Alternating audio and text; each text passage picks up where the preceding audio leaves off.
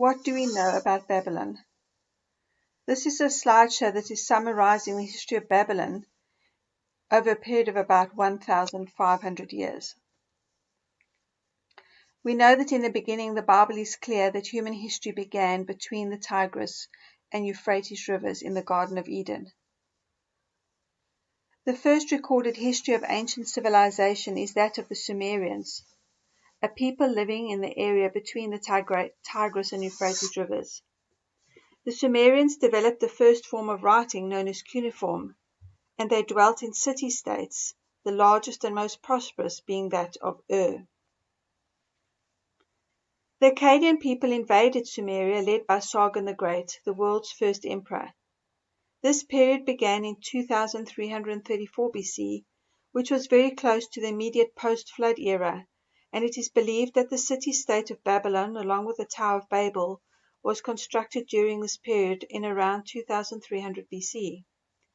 Abram was born towards the end of this period in 2166 BC. The Neo or New Sumerian Empire followed this period but only lasted for about 100 years, before being dissolved again into a number of city-states, which included Ur, which was the largest and most prosperous, and Babylon, which was a much smaller river port. Records show that Babylon retained the Akkadian language, but used the Sumerian language for religious purposes. The Babylonians had largely adopted the Akkadian culture.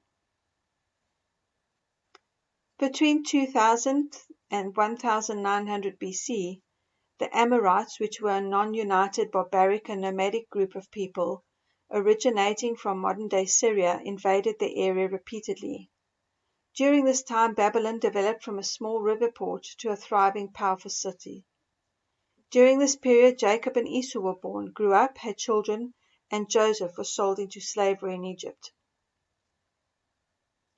The Amorites, originating from the current land occupied by Syria and Lebanon, became assimilated into the more cultural society of the Sumerians.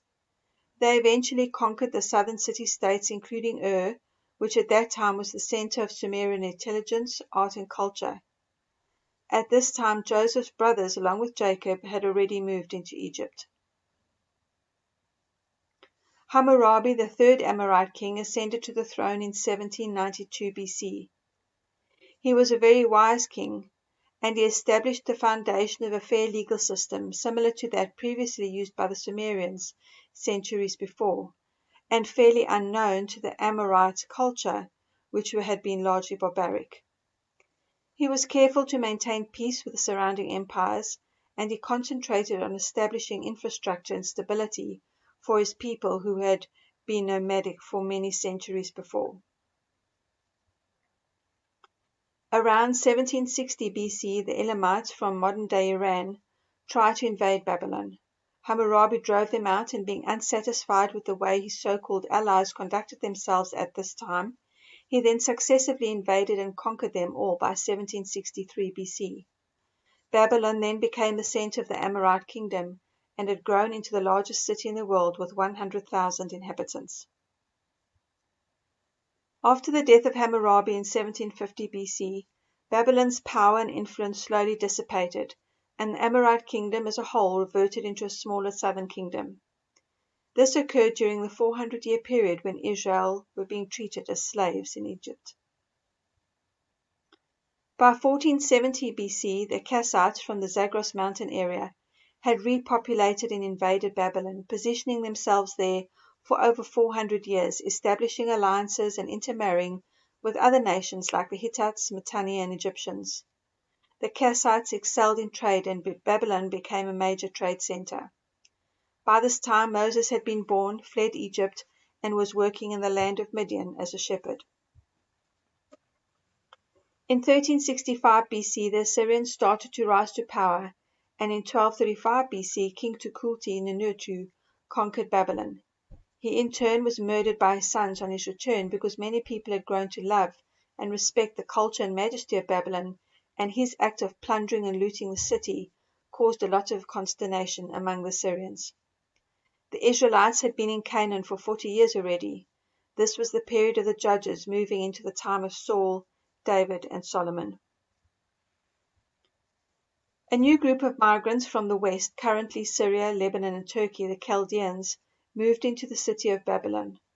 By 900 BC, the Assyrians again were rising to power, and now with highly trained soldiers and iron weapons, Babylon was again absorbed into what became known as the Neo or New Assyrian Empire.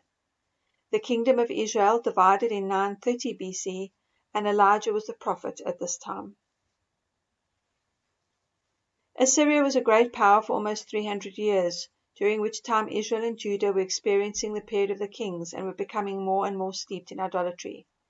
It was the period of the great prophets Elijah, Elisha, Jonah, and Isaiah. The northern kingdom of Israel fell to Assyria in 722 BC.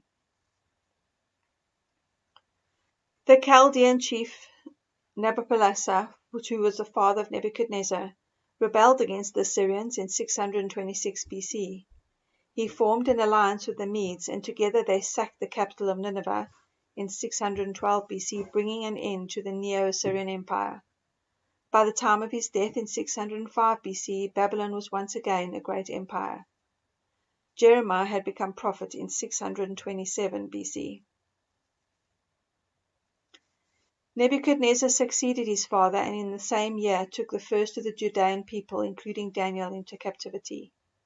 By 586 BC, the southern kingdom had fallen entirely into the hands of Babylon, which at that time ruled the entire region between the Sinai Peninsula and the Persian Gulf, including parts of the modern-day Turkey and Crete.